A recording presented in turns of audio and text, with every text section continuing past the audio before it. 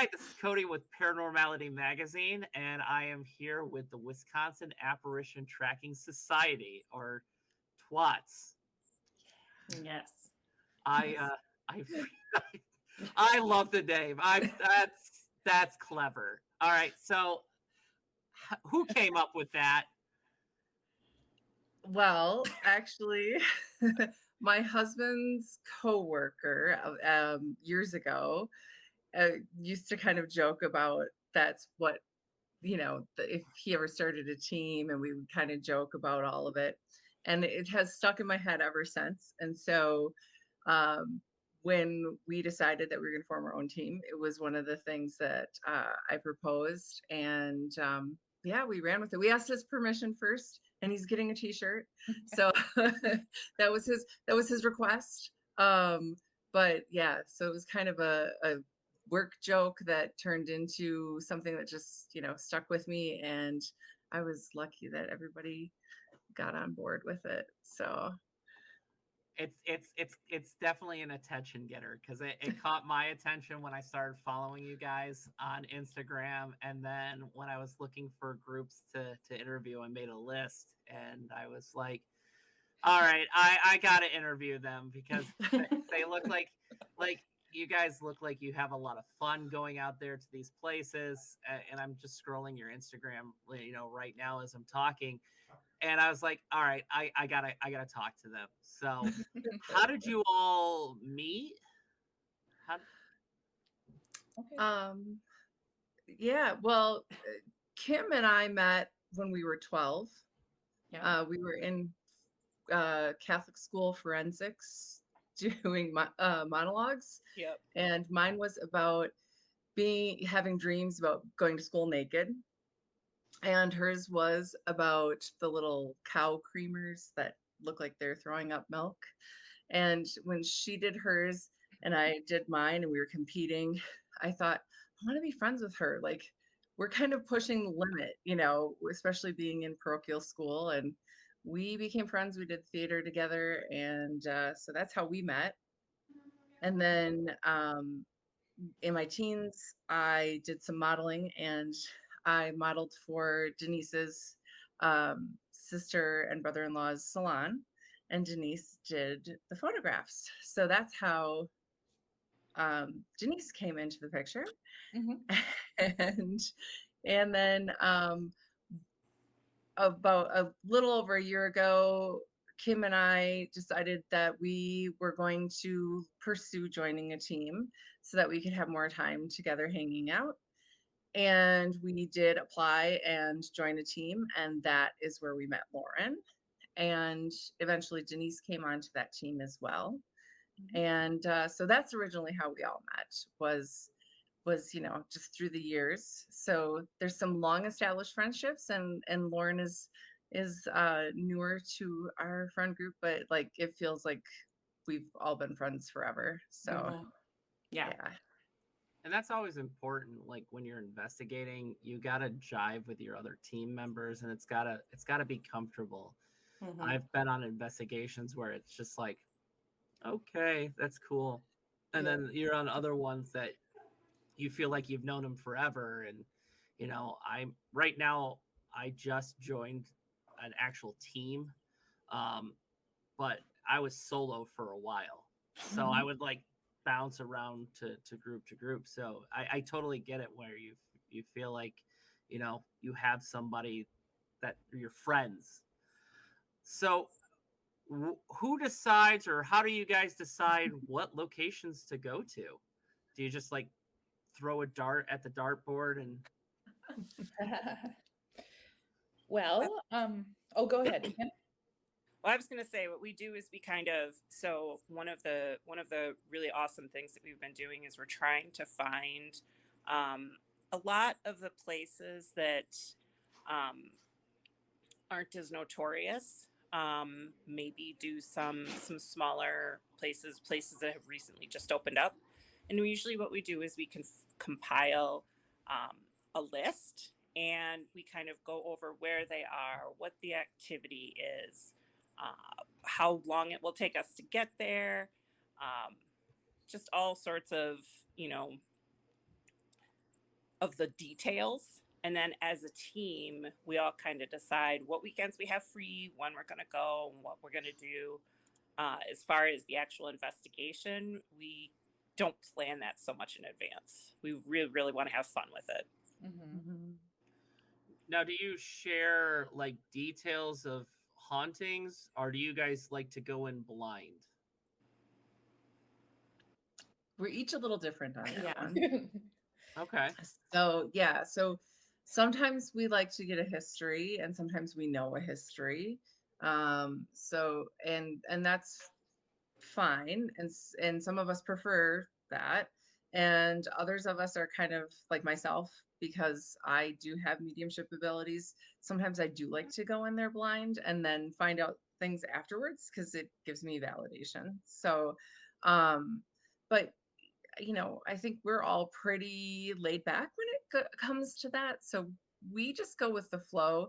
We do vote on everything, and we try to have a complete 4 out of 4 on almost any decision that we make. So that when we established the team, that was really important to all of us. That was a priority, that no one ever felt forced or left out. So we do work really hard to work around one another's schedules. I'm actually in Colorado. Kim's with me right now for my other hobby. So, we work really hard to work around one another's schedules for that. And so, but yeah, we kind of go back and forth on going in blind and getting a history. Denise is our history collector for us, so she does our research. So much fun. Yes. Yeah. And then Lauren does social media. Yes. Mhm. So, And 'cause she does awesome at it. well, I mean, she's done well. I mean, with the TikTok and Thank you. the Instagram. And it's so hard because it seems like on social media there's just so much paranormal out there. So when you get like the attention of stuff, you're obviously doing something right. And like I set my editor, I was like, I want to interview this group, and he's like, yeah, get them. So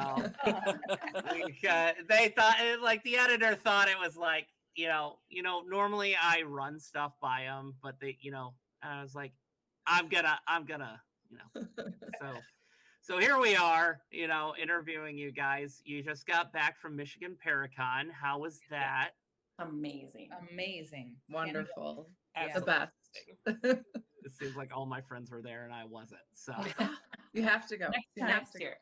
Yeah. I was I do want to go next year. I was doing a residential case, so I ended up not going.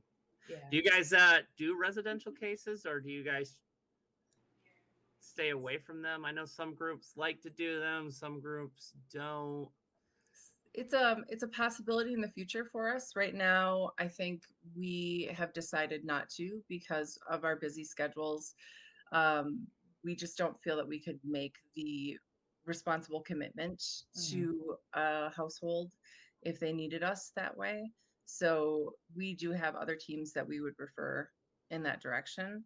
It's just the responsible thing to do. So I think somewhere down the road we'll probably open up to that, but and maybe if it was someone really that we were close to that had something going on, or we would probably still consult with another team that has more experience in that than us. So And that makes sense, because it is quite the time commitment. The one that I'm working on, I've probably spent about 40 hours in the last month working on it. I've been to their house multiple times, and it's you want to take care of them, but you also try to balance everything else. So I think that's a smart decision if you don't have the time commitment. So what has been your craziest experience as a group? Like, and if you have multiple, you can share multiple. I don't care. Like, I love hearing people's stories. That's why I do what I do. Lauren, do you want to take that one? Are we talking about like the Cambrai house and farm? Is that where we're going? That's just hilarious. But yeah. Yeah, that's actually a really funny story, and I think we should totally put it out there for sure. Yeah. Well, Yeah. have you heard of it at all? What is it? The Cambrai House and Farm. I don't even know if I'm saying it correctly. I think it's Cambrai. I think it's Cambrai, yeah. I don't think I have actually. Well, And it's in the middle of bonus. nowhere. Bonus, it's also a woman-owned business. Yes, it is. And where It is this located? Nauvoo, Illinois, Okay. Well, I which guess I'm gonna have is to make a trip to uh Illinois. yeah, Right on the border of Illinois and Iowa, right? Yeah. on the Yeah. Mississippi River. Yep. Yeah. Yep. Right on the Mississippi. But if you can Yeah. imagine like the perfect horror film destination, it's in the middle of nowhere. And we were all thinking it, but then Kim said it out loud. Well, So that wait, kind of wait. set the We have to mood back for the up. night. We have to back up though, because we went live because we Oh, were doing a drawing for our big trip next year, and we're like, this Yeah. is where we are. And we're literally like, 30 miles out in the middle of nowhere. 4 women in this house that the doors won't close all the way. Yeah, they were not Much lying. less lock. Right. Yeah. Yeah. And then everybody's like, We we hear have to- things outside. yeah. It just Yeah. got, I think it was the first like big thing too.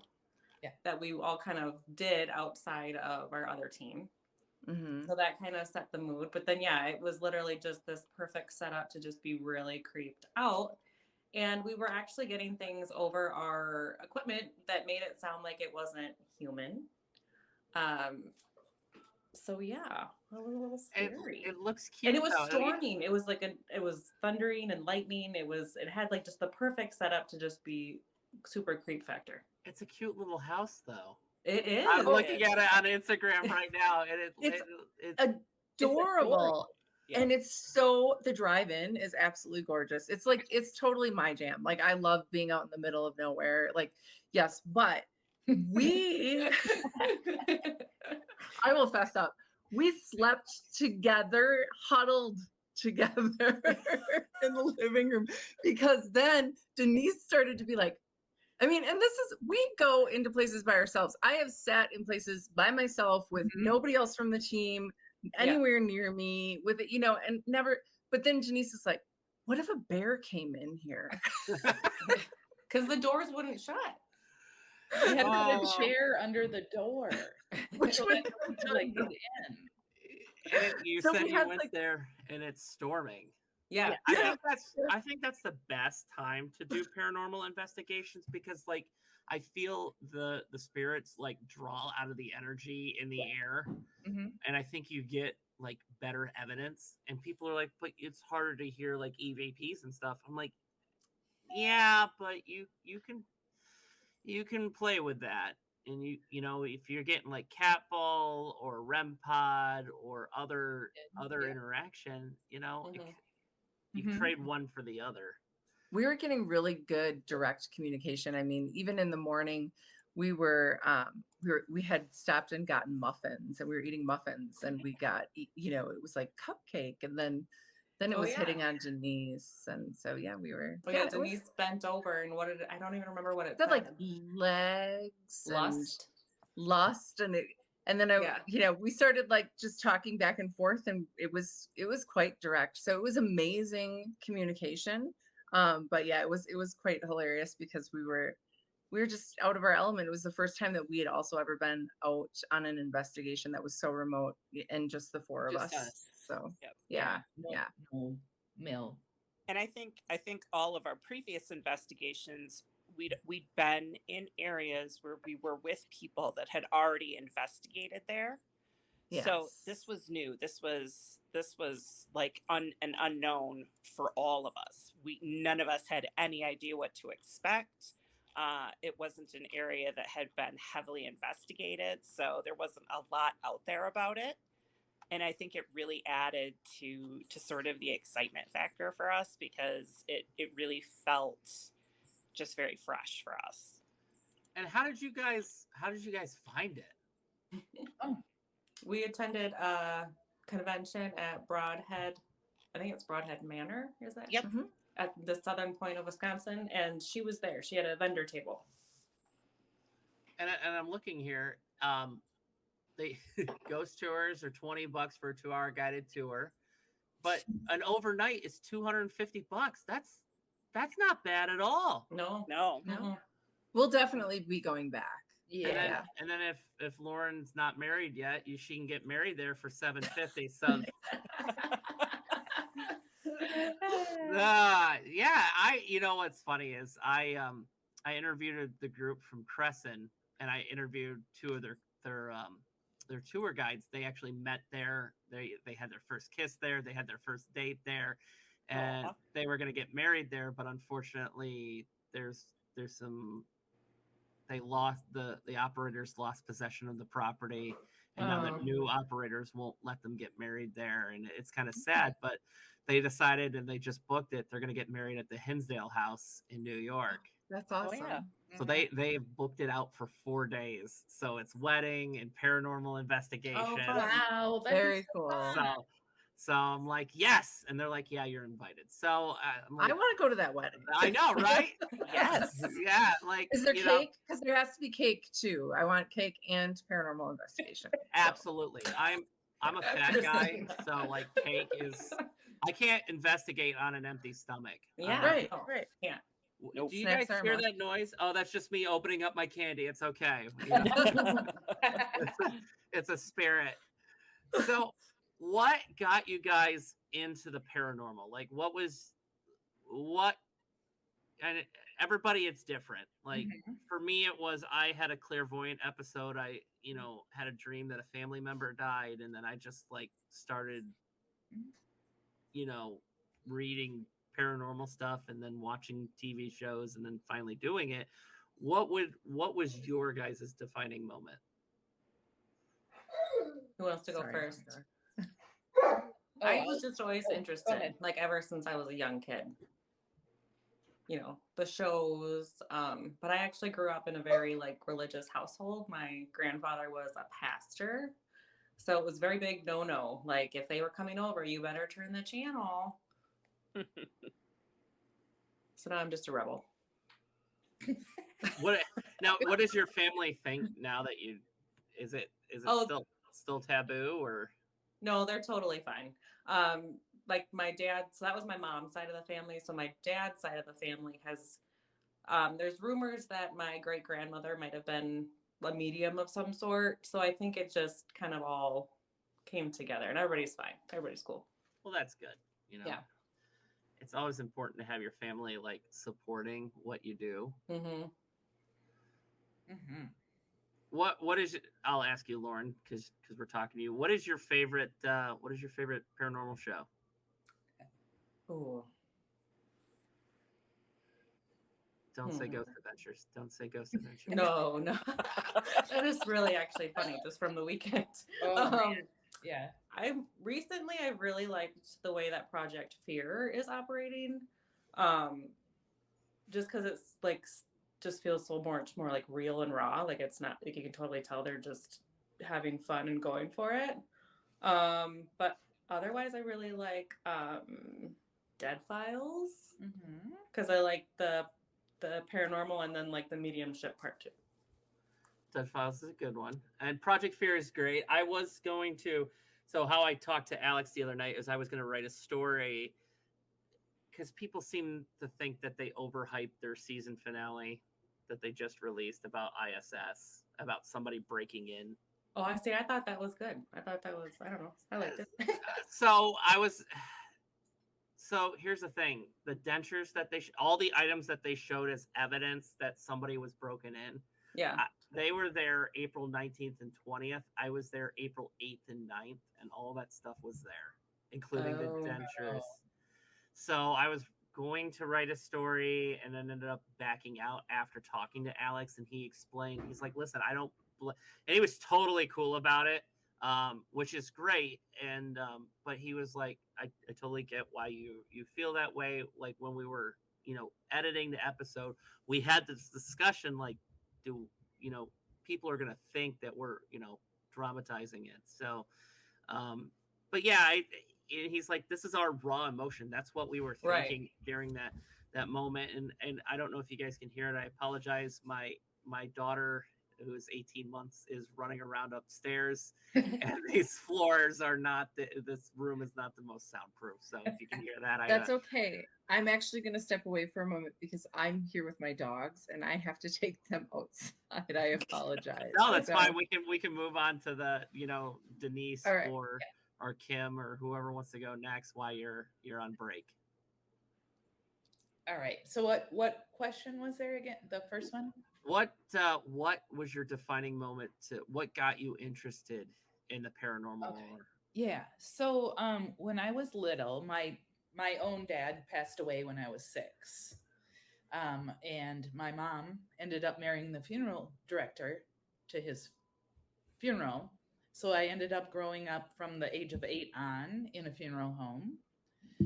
Lots of times there were knocks and noises and things like that. And I always wondered what happens to you after you die. So there's always been that kind of a question in the back of my mind. So all of my life, I loved reading like ghost stories, mysteries, things like that. Like crime novels and things like that. And then all of a sudden I discovered all of the paranormal shows on TV, of course. And I would watch them just one right after the other and thought to myself, now this is, something. And I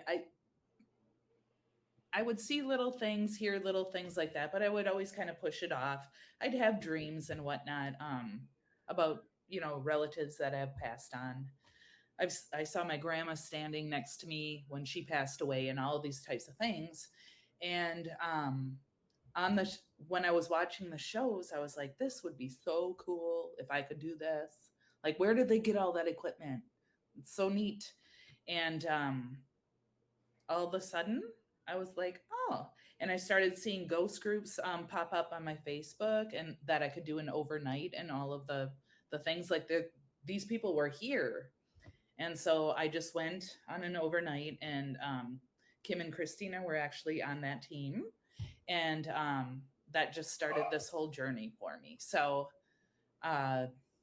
yeah, I don't know. I just love it. I've learned so much in the last probably year about it. And it just keeps making me want more and more. So that's kind of how I got into it. And do you think you're a medium, or do you think no, you just not yet? No. I've heard, right, that everybody has that ability within them. I think you have to work on it a little bit, but as of right now, no, I don't think I'm sensitive to things, but I'm not a medium in any sense of the word. Yeah. Now, if you can come up with the Powerball numbers, I would certainly like those. So would I. Yes. So I could quit my daytime job and do this full time. It would be nice. Yeah. Yeah. So Kim, what was what got you into the paranormal, and what was your defining moment? So I don't actually think I really have a defining moment. I remember just always being really interested in the paranormal, in mysteries. My mom and I used to watch Unsolved Mysteries when I was growing up religiously. That was one of the first shows that was really on that had more ghost stories and stuff in it. I always gravitated towards I was raised in an Irish Catholic family, and my grandmother was extremely how do I want to say it? She was very superstitious. So I can tell you my grandmother would not be happy with what I'm doing, but my mom tends to follow a little bit of that superstition sometimes. So I always grew up hearing superstitions and just really being very interested in it. I read my first horror novel, excuse me, when I was 10. So I've just really always been interested in it. I've always gravitated to ghost stories, is just something that I've always really felt compelled to explore and to try to understand. So Christina and I have kind of gone back and forth over the years about it. I remember at one point, probably I think it was the late 90s, before we really had the shows, I was like, how do we investigate this stuff? Like, how is it done? I was just really fascinated with it. And the internet was kind of just starting to be a thing, so there was very little out there at the time, but there was a lot of people doing it. I lived in Los Angeles, and I got to go to some actual like investigations, uh, and it just kind of really furthered that fire for me. So I don't really have one defining moment. Uh, it's just kind of been a lifelong passion for me. I would not say that I was a medium. I am intuitive, and I do have some gifts there, but I really try to focus on proving activity, proving things, getting actual proof, getting actual communication. And I think one of the most one of the biggest experiences that I've had is when my father passed away. It was my mother and I in the room, and we both independently saw shadows. We both felt presences independently and didn't mention it to each other until much later. And I'm pretty sure I know that one of those was my grandmother, who passed away when my father was like 13, I think. So that was kind of a really special experience to have. As far as leaving this plane, my dad had a great, sort of a really easy, very loving passing. So that was kind of, I feel like, my exploration of the paranormal and my love of it helped me to accept things a little bit better and to really move through that situation and that experience, not more easily, because it's always difficult, but maybe just in a more hopeful way, if that makes some sense. Yeah, that does make sense. And I've seen a common theme with people that are in the paranormal community. They typically have an experience like that, like, either a death in the family and something happens, or they've lived in a haunted, location, or there's something like that that always triggers that. Yeah. And then there's cases like Lauren that, it's taboo, and you rebel against your family, and then boom. So like it's interesting because I talk, like, for the magazine or what I do, I talk to a lot of different people in the paranormal community, and just listening to their stories, it seems like it's a common theme. And I apologize, Denise, I didn't ask you, what is your favorite paranormal show, and then I'll ask Kim what her favorite. I have a lot of favorite shows, but I do watch Help My House is Haunted. Have you ever seen that? I don't think I have. It's a British, I believe, a Well, British show. then tell me. So that one I like because they do go into homes and they try to figure out, what, and the homes in England, of course, are very, very old, steeped with history. So they do a lot of the research, and go here and there to do that. So I do love that show. But, I also love a good ghost hunter show, the Ghost Hunters. And yeah, I do. I like them. I like them too. I've actually met Steve. Yeah. We did too. Sure we did. He is so nice. So I met him back in 2006. I went to a gaming convention in Indianapolis, Mhm. and they were there, and I stopped by the table. I was like, I'm a huge fan. He's like, do you want my autograph? And I'm like, yeah, I do. And he's like, normally we charge for it, but he had the Taps magazine, and he signed it, and he gave it to me for free, which was which was That's totally nice. And I'm like, you didn't have to do that. And that's what I think is great, because there's a lot of people in the paranormal that are big names that are nice like that. But then there are other ones, Zach Bagans, that are not so nice. I'm not a big fan of Zach, and I say this all the time. I the fact that he's like the name that people go to when you say, "Oh yeah, paranormal," and "Oh yeah, Zach," and I'm like, no, not everything is a demon. You're a demon. That's it. Get it. Yeah. And I'm like, and I interview teams like you guys. Like, why don't you guys have a show? Like, why is it people like Zach that have a TV show? And then I remember it's all about ratings and money and all that stuff. And, I mean, your name would sell, but like, you don't go in screaming everything is a demon. So I will admit I missed the way that they were when they first started, because I remember watching that first documentary they did. And yeah, it was still there over the top, but it wasn't like anything that had really been out there before. And it was really fascinating and fun to watch. And now I think they've really lost a lot of that in the years. And I'm not real crazy, like you said, with a lot of the answers that they come up with for people. Yeah, see, here everything is not statistically 1% of paranormal cases or hauntings is demonic in nature, about 1%. There are a lot of times you will get an angry spirit that will mimic a demonic case, but that doesn't mean it's a demonic case. What makes it demonic case is when it is non-earthly or non-human that is causing the haunting. But here's the thing, you get people like me that will say demonic is this thing, and then the next person, their answer is completely different.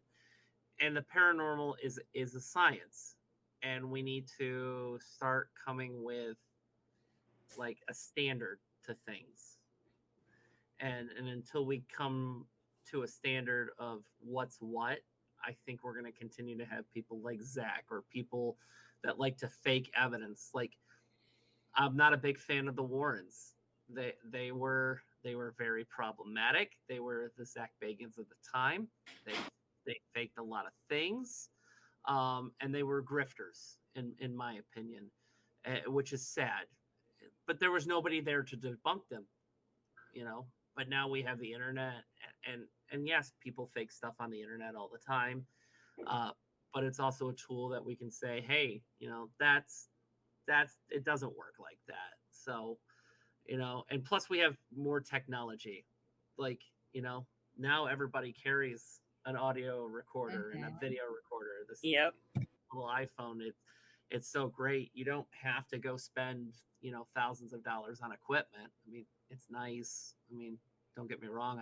I love my music box and my other toys, but sometimes I like to go into buildings with nothing. So, Christina, your turn, and you're still muted, I think. Yep, I had to unmute myself. My puppy is being a puppy. You're fine. You know what? And here's the thing: it's totally fine. Most people don't even watch the interviews anyway. They mostly read the stories. It gets put out there on the website, and it'll get posted on, you know, my YouTube, and obviously you guys will get a copy of it, so you can post it onto your social medias as well when the article's released. So, but what got you into the paranormal, and what was your defining moment? So I think my defining moment, actually, where I really started to become intrigued was my Christmas. I was 5 years old and playing hide and seek at my grandparents' house, and with my cousins, and my cousins and I were just kind of goofing around in rooms we weren't supposed to be in. And I had a cat that had lived with my grandmother. And he was an all white cat, and he had passed away that summer previous. And I was standing alone in kind of it was a space where my great grandparents had lived that had been left untouched after they passed away. and I saw him jump out from behind the curtain and just saunter across the room. And there were no other cats that lived in the house. And that was the moment where I just kind of realized there had to be an explanation for what I sometimes was seeing or experiences that I was having. And so I became not only fascinated with the paranormal, but also became really interested in other religions through that, started to question things. I was being sent to, as I had said earlier, I was being sent to Catholic school. So I started questioning things. I started asking a lot of questions and teaching myself things, checking books out of the library that were controversial when we would go to the public library. And I'm the science nerd. I like physics, and I do believe that there is, I always say that like magic and the unknown is just science that we have not been able to put pen to paper about, basically. So we haven't been able to just figure it out quite yet. So I'm fascinated by all of that. And so yeah, so that's, and I like folklore and history, and I'm a big bookworm. So, but that was my defining moment. That was the moment where I realized I knew I saw what I saw. No one could question me. My family, all of the women on my mother's side tend to have some sort of abilities. But that was really the thing that got me. So you're a rebel like Lauren. Yes. Yeah, we're rebels. I see. I'm a big thing in the science too. Yeah. I have 2 degrees in applied science. I have almost a third in applied science. So, Nice. I believe that energy. I mean, the rule says energy cannot be created or destroyed. So when we die, what happens to our energy? It just doesn't. It doesn't get destroyed. It doesn't disappear. Right. It continues on. So, I grew up as a Lutheran, so my parents, like my mom and stepdad, are like about it, but my dad and stepmom, they're like, hey, you should come to this paranormal location in Tennessee where they live, or whatnot. So, I guess I'm a little bit of a rebel, but not totally a rebel. Because like my mom and stepdad, they read my articles, but they don't say much about it. So. Yeah, my parents were never too tough on me about it. I think just because they had their own experiences, but my teachers certainly, and my classmates' parents were not always pleased. So, I was lucky I didn't get into it until I was like much older. I was 32 when I really took it. I mean, I've only been in it a year, but I took a deep dive into the paranormal, and now I eat, sleep, and breathe paranormal. Like, so I'm lucky that it's not, because nowadays it's not as taboo as it used to be. It's more right. mainstream, and I think we can thank people like Zach for making it mainstream. But at the same time, that's not how paranormal investigations are. And I interviewed Kalani the other day, and I said, how do you feel about people like Zach? And he's like, I used to get mad about it, but now if it gets somebody to watch the paranormal and get an interest in it, and then they start looking at other people, looking at other teams that actually do it right, then I consider it a win for the community. And with that logic, I can't argue with it. Like if they bring somebody in and then they go watch your guys' investigation or Project Fear or my investigations, and they're like, oh, these guys, they do it differently, but they still get evidence, maybe I want to try it like them, then that's a win for our community. And I have noticed that there's a lot of drama in the paranormal community. It's sometimes like high school. I think that any hobby. I have come to the conclusion. I show dogs. That's why we're here in Colorado. I think it's any hobby that you get involved in. It doesn't matter how old you are. It doesn't. I mean, the demographic of this hobby of mine is like 70s and 80s. So it's the same way.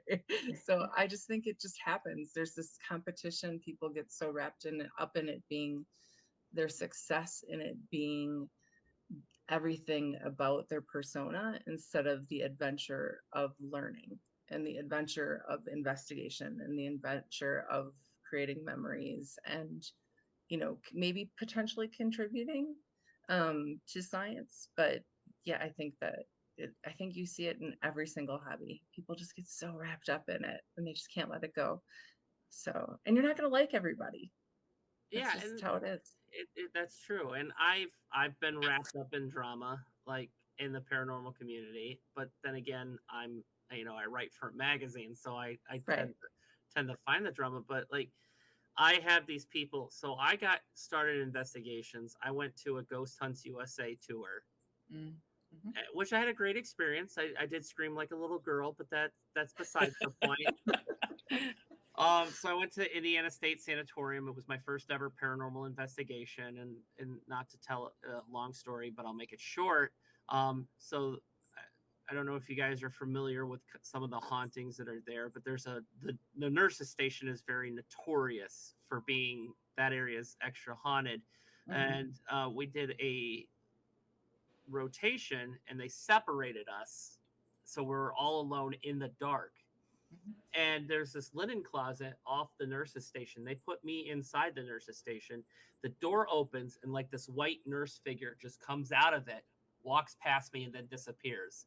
And I scream like, I don't know if you've ever seen the movie Accepted with Jonah Hill and Justin Long, where they start that fake college, but there's a scene where they go to this old psychiatric hospital, and like a skeleton falls from the ceiling, and Jonah Hill screams for like 30 seconds. That was me. My wife is down the hall laughing at me. You could hear her laughing. But and then they moved me out into the middle of the intersection in front of the nurses station, and this figure comes out and actually puts its hand on my shoulder and then disappears. So that was like my defining moment. Like, I need to figure out what that was and what caused it. But I met some people there, and we became friends, and we investigated back in April together at ISS, and we're supposed to go together in October. We've already paid for it, but they found an EVP just the other day from April when we were there. And today I'm sitting around at home recovering from surgery. So I went and pulled up my video because I didn't watch the whole thing, and that's my fault, and that's me being lazy. But the EVP is on my audio too, or on my video too. So I cut it and I posted it on my Instagram, my TikTok, and my YouTube. And I was just on an interview with another people. I was on a podcast, and I went to go pull up their video on their TikTok. They blocked me on TikTok and they blocked me on Instagram completely. Like, and I know this because I went onto my trolling TikTok, and it's still there. But my paranormal TikTok is not. So they blocked me. I'm still friends with them on Facebook, and I've sent them a message, but they haven't responded. So it's like, yeah, I'm like, really? Like, I think it's because I shared my video, and it's taking attention away from theirs. And I'm like, it's just corroborating the evidence. Yeah. Right. Like you're taking it personally, and it's just like you can't take things personally, especially when people can say, well, there's got to be something wrong because with your recorder, but it's not. You can clearly hear the voice say, go home, after a question was asked. And the fact that I put it up, and I think they're mad about that because I put it, like I said, on multiple different things. Sure. We just took a really great workshop with MJ Dixon on EVPs, and we're excited to go out on our next investigation and use some of her ideas and suggestions. It was wonderful workshop, and I think the workshops are probably like my personal favorite thing when it comes to the Paracon in Sault Ste. Marie. So yeah, we built our own little devil's box with Bill Chappell, which was a total nerd moment for me, and I was like, this is my favorite thing in the entire world right now. Yeah. So That's pretty cool. I saw like I had a bunch of like I said I had a bunch of friends, so I got to see all this stuff, and I'm just like I wish I was there. So Yeah. Yeah. I got some experiments. So I'm reading this book. It's from Paul Browning. Okay. It's called Thinking Outside of the Box. It's tips Nice. and tricks to further the paranormal, and they came up with this suggestion for EVPs, and I want to try it, and I'll share it with you. So instead of going in and asking the same old questions every single time, everybody asks the same cookie cutter questions. Mhm. Yep. And they're not circus monkeys. They're spirits, they're people, you know. So when I go back to ISS, I'm going into the sanctuary. I'm setting up my digital recorder, my camera, and then I'm going to play on my iPad religious music, and then I'm going to walk out and let that play for 5 to 10 minutes. Go back in, stop the music, and then go back out for another 5 to 10 minutes, and then come back and collect my equipment and see what I can pick up that way. Because then, you know, some spirits, it was their routine. So they would sing in church, or there's an activity room. I'm going to play bingo. You know, I'm going to set up bingo chips and then play an audio recording of someone calling out numbers and do the same thing, and then Yeah. leave and then come back and see if I catch something. Mhm. Yeah. So it's learning stuff like that instead of doing the same stuff that everyone else does. Right. It is great. Right. And So that's really gentle and respectful too, because it you know it plays into anything that's coming there to visit, or you know, hanging around any spirit, any communication. It gives credit to what their passion was and the reason that they're obviously coming back to the space. So I think that that's a great idea. That's wonderful. Mhm. and So we try to be really gentle that way as well. exactly, and it's a lot of people just go into these locations that are just like so demanding, or they're rude or Mm. disrespectful, and it just No. drives me nuts. Mhm. Like Penhurst, they had their Paracon earlier this year. They had a photo booth. I don't know if you guys saw the photo booth with the straight Mm-mm. jackets and the prison attire. No. Mm-mm. That's so disrespectful. And then Eloise up in Michigan, Yep. Mhm. they have an escape room now. Oh, Yeah, they wow. actually have had that for a really long time. Well, they're just now advertising it like really heavily, and Yeah. it's so rude and disrespectful because there were people that were dropped off there and stuck there, and Right. it's mocking their existence, and it's Yeah. just like this is not what we want to be. And this is why the paranormal community can't be taken seriously. It's because we do stupid stuff like that, or people Right. that go in and vandalize locations while they're investigating, and you know, I just don't get it. I don't. We need, and that's why I think women are better paranormal investigators than men, because women tend to be more empathetic, Hmm. and they have that motherly touch, and they're, you know, you go into a location, as opposed to me. I'm a male. I'm supposed to be brash and, you know, like, you know, I don't know, stern, I guess. And that's not how I go into locations, but like, you know, that's again, that's what in my article I say, you know, that's why I think women do make better paranormal investigators, is because you're gentler. Yeah, I think there's a lot of stereotypes out there too about what is expected of people, and that plays all the way into the paranormal field. And, you know, I mean, one of the things that I really would love to see is a lot more diversity just across the board, you know, just not just women, but all kinds of diversity. I think communication is a skill in, you know, day-to-day life, but it's also a skill for all of us as investigators with one another to see diversity, because if we don't have a diverse group overall, you know, and of course our intimate groups, our teams are going to be people who are like-minded to us. That's just natural. But the community as a whole, if there's not diversity, we are missing out on so much intelligence. I mean, we're just really missing out on people with brilliant minds, and we have to be open to letting those people, have a place here as well. So anyone who's different in any way, and that also comes into diversity of expectations, gender roles, all of it. Just letting everyone have a space and be authentic is really important. I think that's how I see it. So We're all weirdos. We all go into absolutely, places and communicate with absolutely, spirit. Like we're all yeah, weirdos. yeah. And On the way here, we just binged What's Up Weirdo Yeah. for hours and hours on our drive to Colorado from Yep. Wisconsin. So yes, we are all weirdos for sure. and I think that's like the magazine that I write for, Paranormality Magazine. The owner is a female, and she's also African American. So that is, and you don't see a lot of that in the Nope. paranormal community. So the fact that she owns a magazine and it allows us to be creative. It's an honor and a pleasure working for her. So Yeah. and that's where I kind of got the idea for this article. I was actually interviewing who is now a friend of mine, Sky.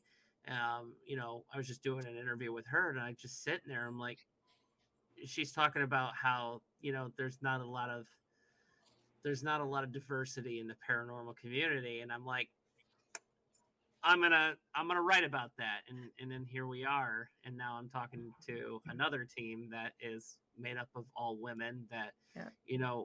you're doing things the right way, and you're not over dramatizing stuff, you're not faking you're not faking evidence, and you're treating it with respect. And that's like, I have an 18-month-old daughter and I have an 8-year-old son, and I know they're going to both be in the paranormal community. I mean, my son's already been on his first paranormal investigation, so I know my daughter's going to want to do it too, and I want her to have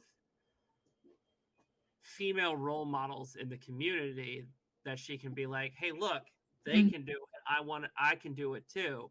And so I want her to have that outlet where she can be like, these guys or these ladies are doing it right, I want to do it like them. Yeah. Yeah. Because I love I that. mean, my wife does love scary stuff and she does love paranormal stuff. She's not huge into the paranormal community. Like, she's not big into paranormal investigations, and that's okay. I mean, it's not for everyone. I mean, she'll go to investigations with me, but she doesn't enjoy them like we do. Mm-hmm. But she's my little demon. She's the prettiest one I've ever met. So no, she's gonna kill me. She hates it when I say that. She said she says if I keep doing that joke, the only way people are gonna be able to communicate with me is through a spirit box. So she's probably listening at the top of the stairs, and She's waiting for you, right? I told her, just waiting. I told her if she murders me and my murder ends up on an episode of Snapped, I want it to be interesting. So some woman doesn't like, oh, this is boring, and then change the channel. I mean, It's got to be creative. it's got to be Right. creative. Right. No, Yeah. no, she would never do that. I love her to death, but yeah. What is a location that is like your ultimate goal that you want to go to, like a dream location to investigate at? Oh my goodness. For me, it's Ireland. I mean, I gotta say, just going to Ireland, there's a bunch of castles, there's a bunch of the old stone formations, the old stone circles, just the whole island. That's kind of my holy grail. Yeah. So for me, it's actually not necessarily a location. But I would love to have the opportunity to do some EVP investigation work with some of the items in the Buckland Museum in Ohio.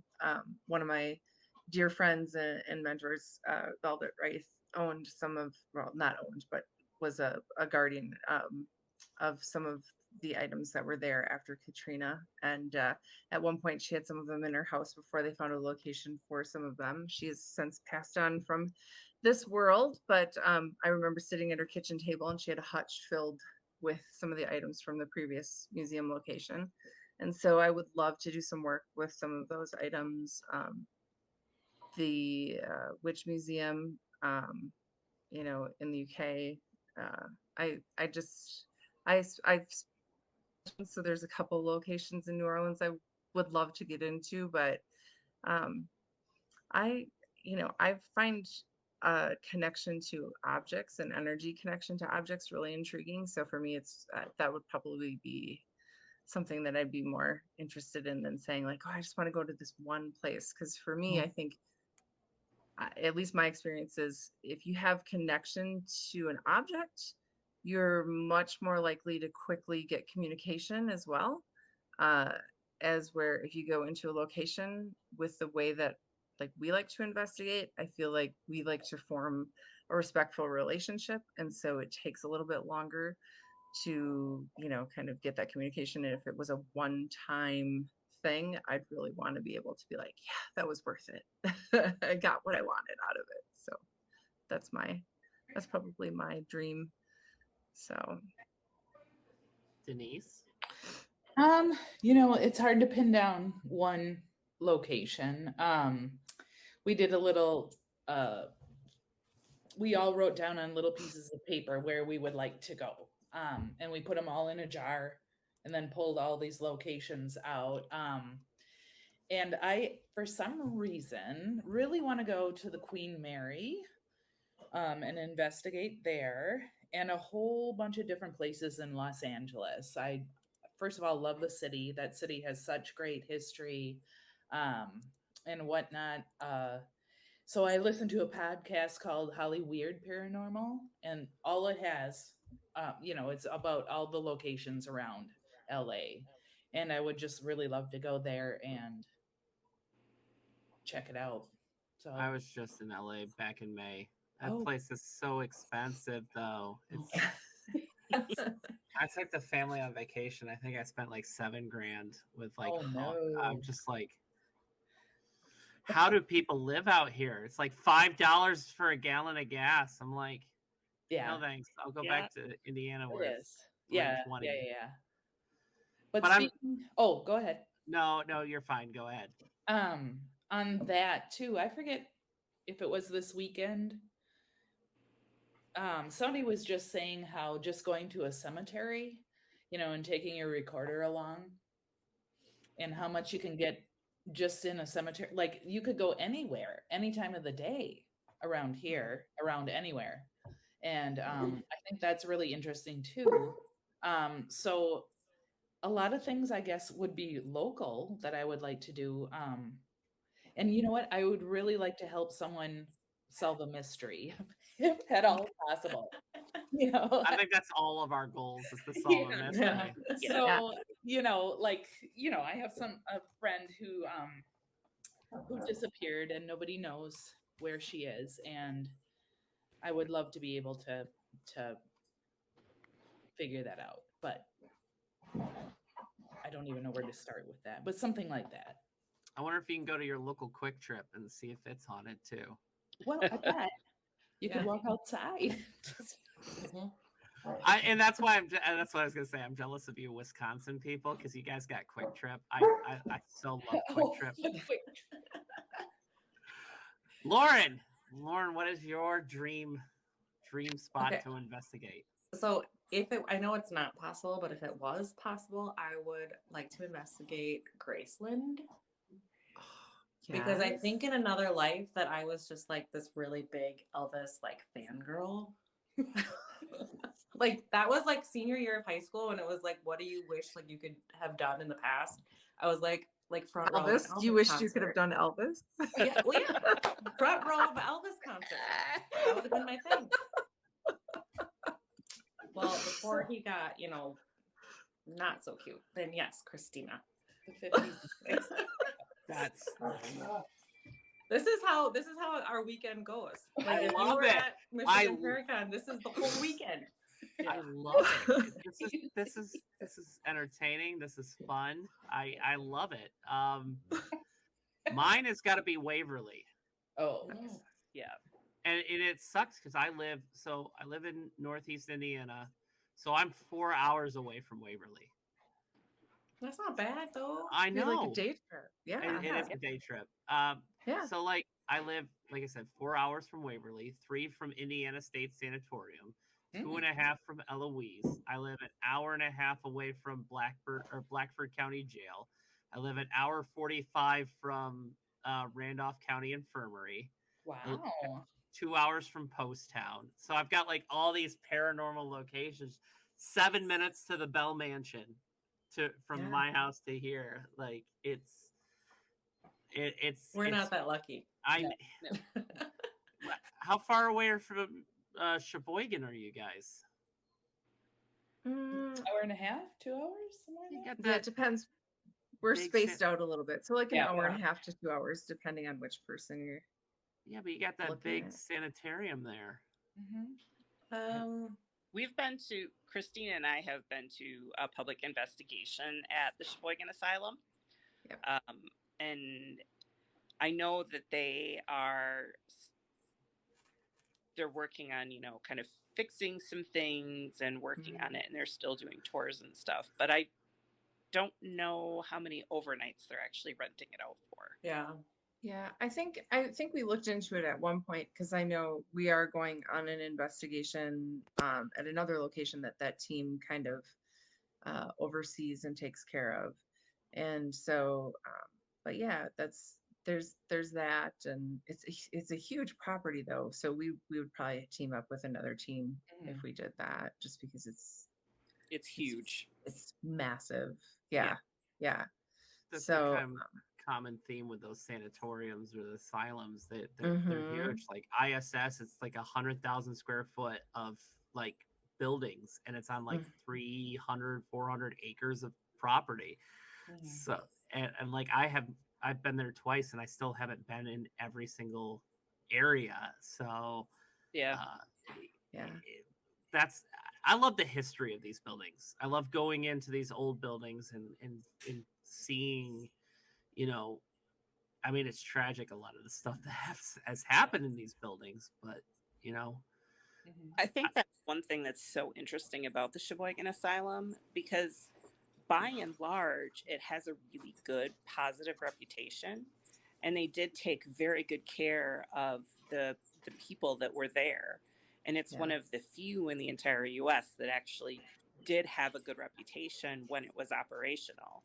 So it's a different, it doesn't have, I think, a lot of the same feel that a lot of the asylums and sanatoriums do.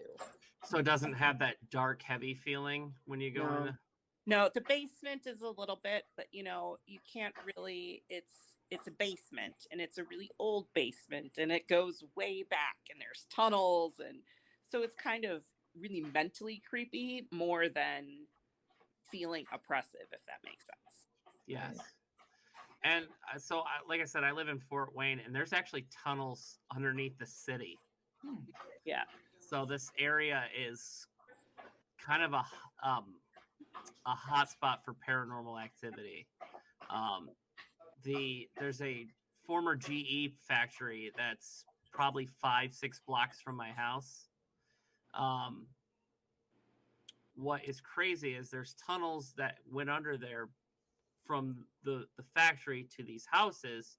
Is because the metal that was used to make the nuclear bombs that we dropped in Japan were actually made here in Fort Wayne, and it was actually cast at that plant. So these tunnels, I guess, connect houses, but they also connect to the old hospital downtown, the jail, the courthouse, and several other buildings in downtown. So they're all like connected. And I feel like the spirits use that as a corridor to travel around, because there's there's a neighborhood. It's literally 3 minutes from my house.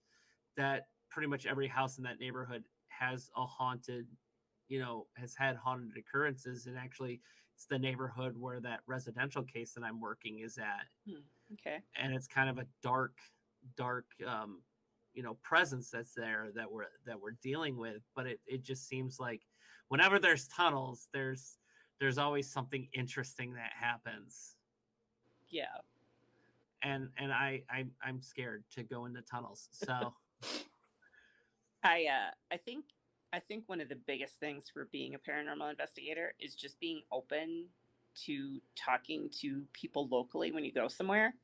A great example is, so my mother is actually from Newfoundland, Canada, and we went back to visit recently, and the town over from where she grew up, there was a huge American military base, which is how my parents met. And the US military abandoned the base, I want to say in like 1998. And they had actually built over the top of it sometime after World War II. So there are currently there's a full hospital and like a full prison that they had that are completely underneath the ground. And so nobody knew this until the locals started, going through and talking about it. And now they're like, oh yeah, let's go through, and they'll take anybody. I didn't get a chance to go through because we're pretty sure there's asbestos in there, so you'd need to be prepared. But yeah, it's just a matter of, I think you really need to be open to talking to people and find out the history, because the history is really the key with finding unique places to go. I don't think you really have to be limited by where you're hearing places are haunted. Like you said, they've got tunnels, so pretty much any building in that area is sort of on the grid, so to speak. that is so true. Like the stories you hear from locals is sometimes better than the stories you'll hear from other paranormal investigators or what you see on TV. Because a lot of the places I've gone to have been on TV, and that's great and everything, but I'd rather hear it from the local and hear their experiences. Yeah. I know I've taken up a lot of your time, and I appreciate it. Where can people find you? Instagram. Lauren? Yeah. So Instagram and on Facebook, we are also on TikTok. But so TikTok and Instagram would be girls.and.a.ghost. And then on Facebook, we're just the Apparition, or the Wisconsin Apparition Tracking Society. Did I say that right? Because on Facebook, we're trying to be more like nice. See, she's part of the group, and she fumbled it up. So now I don't feel it. All weekend we've just been like, yeah, we're the twats, and then people would be like, what does that mean? But then they wouldn't even let us say it. They would just walk away because they'll just remember us as the twats. Otherwise, yeah, some guys were like, I don't want to say it. Yeah. And then other people are like, twats. And then Denise, you're like, say it. It's hilarious. I want to buy a shirt from you guys, because I'll totally like wear that. I'll buy one for the wife. Love it. Well, if you get a hoodie, because if you guys get hoodies, then yeah, she'll definitely. She always steals my hoodies, so Okay. There you go. they're hers, not mine. So I appreciate it again. Thank you very much.